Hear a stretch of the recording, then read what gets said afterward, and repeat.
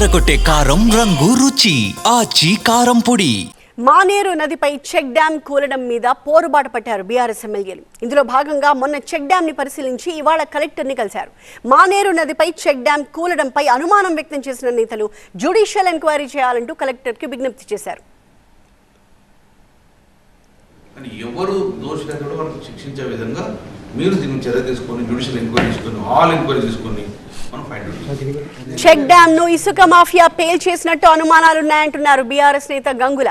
ఈ ఘటనపై చర్యలు తీసుకోవాలని కలెక్టర్ని కోరామని, దోషులను శిక్షించే వరకు పోరాడతామని స్పష్టం చేశారు. ఎక్కడ కూడా యాక్సిడెంటల్గా వరదతోటి కూలిపోయిన దాఖలా అక్కడ కనమల్లే.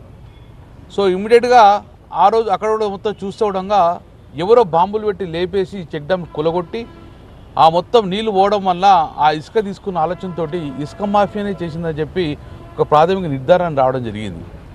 అందుకే ఈరోజు కలెక్టర్ గారిని మేము కలవడం జరిగింది.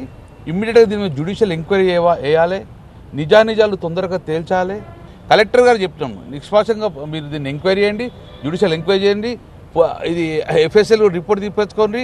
ఎవరైనా కానీ దేశ సంపదను కొల్లగొడితే డెఫినెట్గా నేరుగా భావించారు. దీని క్రిమినల్ యాక్షన్ తీసుకోమని చెప్పేసి ప్రధాన డిమాండ్గా మా డెలిగేషన్ కూడా ఇవ్వడం జరిగింది.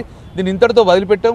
రేపు డీజీపీని కలుస్తాం, డెఫినెట్గా హైకోర్టుకు వస్తాం. ఎందుకంటే ఇది రాష్ట్ర దేశ సంపద కాబట్టి, రైతుల సమస్య కాబట్టి 80% దీన్ని వదిలే సమస్య లేదు.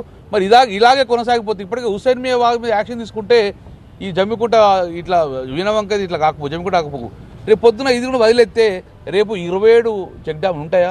అవసరం ఉంటే ఢిల్లీ కూడా పోయి హోమ్ మినిస్టర్ని కలుస్తాం.